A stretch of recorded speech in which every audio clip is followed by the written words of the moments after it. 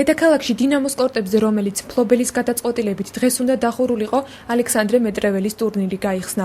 საჩოგბურთო კომპლექსი, რომლის მშენებლობაც 1935 წელს დაიწყო და 1939 წელს დასრულდა, 9 ღია საჩოგბურთო მოედნისაგან შედგება.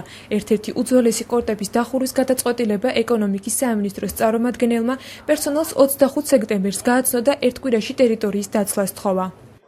აქ იყვნენ წარმომადგენლები სამინისტროდან 25 ოქტომბერს მე მგონი თუ არ ვწდები და თქვენს რომ თქვენ უნდა გაათავისუფლოთ ეს ტერიტორია 1 ნოემბრიდან.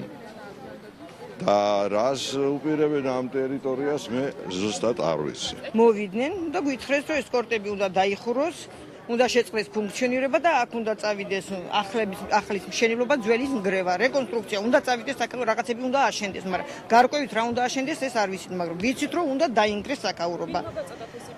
ეკონომიკის სამინისტროს წარმომადგენელმა, რომელსაც ჰქონდა ეკონომიკის სამინისტროს პირადობის დამადასტურებელი დოკუმენტი. კორტებზე დასაქმებულ ჩოგბურთის სპეციალისტებს, რომლებიც წლებია მუშაობენ, კომპლექსის დახურვის შემდეგ უსამსახუროდ დარჩენის ეშინიათ. კომპლექსის გაუქმების შესახებ გავრცელებული ინფორმაციის გარდა უცნობია რა ბედი ეწევა იმ 150-მდე სპორტსმენს, რომელიც დინამოს კორტებზე ვარჯიშობს.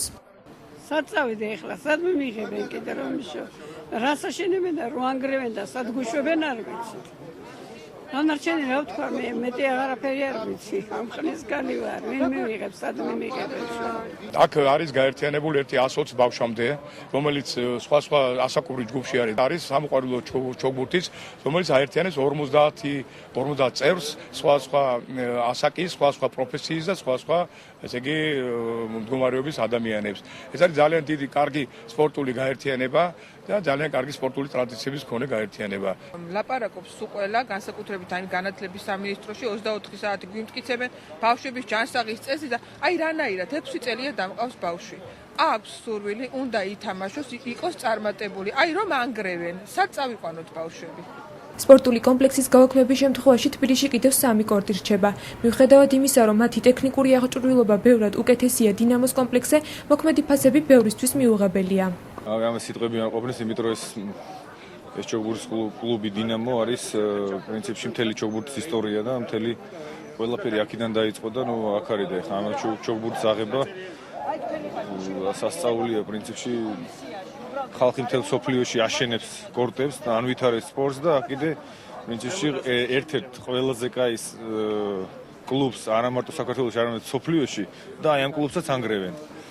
ეს რავი, ჩემთვის ეს პრინციპში ხა ისე არ მინდა გამომიდეს, მაგრამ რაღაც დანაშაულივით მგონია ხა ეგეთი ჩოგბურთის კლუბის დანგრევა. ვეტერანი ჩოგბურთელები და დინამოს ადმინისტრაციის წარმომადგენლები 2 ჰექტარზე გაშენებული კომპლექსის გადასარჩენად მრგვალი მაგიდის შემოღების იდეითაც გამოდიან და ოფიციალური წერილობითაც მიმართავენ სხვადასხვა უწყებებს. სურვილის მიუხედავად ზუსტი პასუხი იმის შესახებ იქნება თუ არა შესაძლებელი კორტების შენარჩუნება ჯერ არ არსებობს. ვალდებულება, რომელიცაც ექნება, ალბათ ამას გაითვალისწინებს ეკონომიკის სამინისტრო დარწმუნებული ვარ, ვინაიდან ჩვენ ანალოგიური ტიპის ობიექტები მოხდა გასუსხება, თუმცა ძალიან ბევრი მოედნები, სტადიონები, ინფრასტრუქტურული სპორტული ბაზები მოეწყო ამასთან დაკავშირებით და ეს ვალდებულებები მიიღება, რა თქმა უნდა, ამა თუ იმ ადამიანს.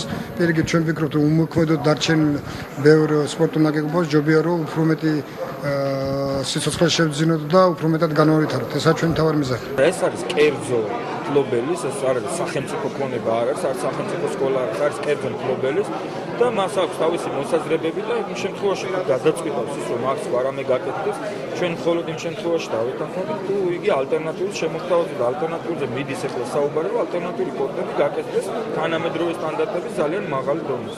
65 წლის წინ გაშენებულ კორტებზე ერთ დროს საჯარისო ნაწილებიც იყვნენ განლაგებულნი.